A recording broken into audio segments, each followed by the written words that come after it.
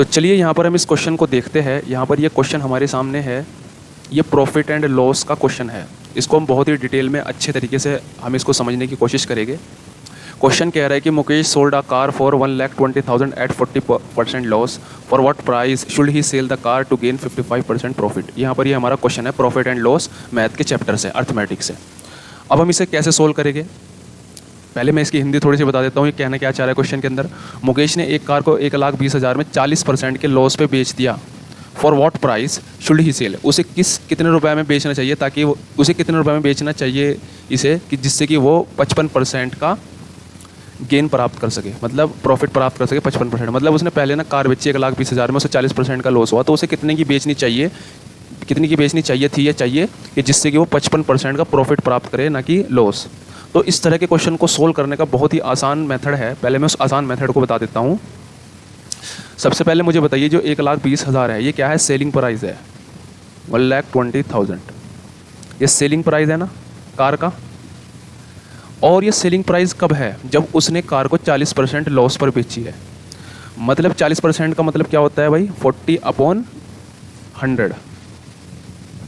तो इसका क्या मतलब हुआ 40% लॉस का मतलब, मान लो अगर ये कार अगर उसने 100 रुपये की खरीदी थी, तो उसने 40% के लॉस पे बेच दी, यानी कि उसने कितने की बेची होगी, 60 रुपये की बेची होगी।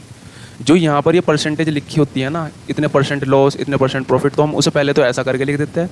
और जो नीचे वाली जो वैल्यू होती है ना, ये याद रखिए, ये उसके कॉस्ट प्राइस को रिप्रेजेंट करती है, वस्तु के जो भी हमारे पास ऑब्जेक्ट है उसके कॉस्ट प्राइस को।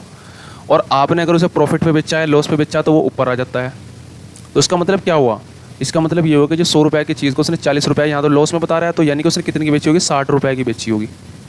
अब देखो यहाँ पर ध्यान रखना होता है इस तरह क्वेश्चन के अंदर, ये जो वैल्यू यहाँ पे दे रखी है एक्चुअल तो उसने 1,20,000 की बेची है। लेकिन मुझे आप एक बात तो बताइए, 1,20,000 की अगर इसने बेची है, तो यानी कि इसका मतलब ये 1,20,000 ये सेलिंग प्राइस है ना उसका। और भाई ये 60 रुपये भी क्या था, ये 60 जो यूनिट था ये भी सेलिंग प्राइस था। मतलब ये चीज़ जो है वो इसके वो थी ना इक्वलेंट, मतलब ये भी एक SP है, ये भी SP है। तो जब ये इस तरह के परसेंटेज के क्वेश्चन आते हैं उसे हम ऐसे ही सोल्व करते हैं शॉर्ट तरीके से, ठीक है ना। तो 1,20,000 ऐसे थोड़ी काट दीजिए, पहले बाद में लिखेंगे से, और 6 से काट दीजिए पूरा का पूरा, 6 दूनी 12 और 1 2 3, तो यहाँ पे 2,000 आ गया भाई से काट के। अब ये जो 2,000 आया है ना, अब वो यूँ कह रहा है कि भाई what price should he sell the car to gain 55%। मान के चलो उसे वो कह रहा है कि इसे 55% गेन में बेचने के लिए कितने का बेचना पड़ेगा। तो 55% को हम ऐसे लिख सकते हैं ना, ये हमारा प्रॉफिट हो गया और ये हमारा इसका CP था। तो हमें कितने का बेचना चाहिए भाई, इसे 155 का बेचना चाहिए ना, क्योंकि हम यहाँ पे भाई सेलिंग प्राइस कितना हो जाएगा, 155 हो जाएगा ना, क्योंकि हम जो है ना, हम जो इसे 55% प्रॉफिट पे बेचना चाह रहे हैं, तो इसलिए हम कॉस्ट प्राइस में इस प्रॉफिट को जोड़ेंगे ताकि हमारा SP निकल कर आ जाएगा। तो कुल मिलाकर अगर हम इस क्वेश्चन को सोल्व करना चाहें, तो क्वेश्चन को हम सोल्व करेंगे 1,20,000 मल्टीप्लाई बाई 1/60 मल्टीप्लाई बाई, यार ये 1 मिनट रुको,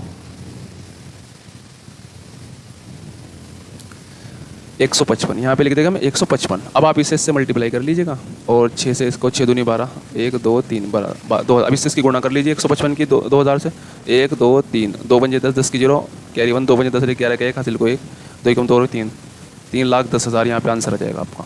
तो उसका सही ऑप्शन कौन सा होगा, ऑप्शन नंबर C इसका सही आंसर होगा। तो इस तरह के क्वेश्चन को हम ऐसे सोल्व कर सकते हैं। नेक्स्ट वीडियो में मिलते हैं नेक्स्ट क्वेश्चन पर। Thank you.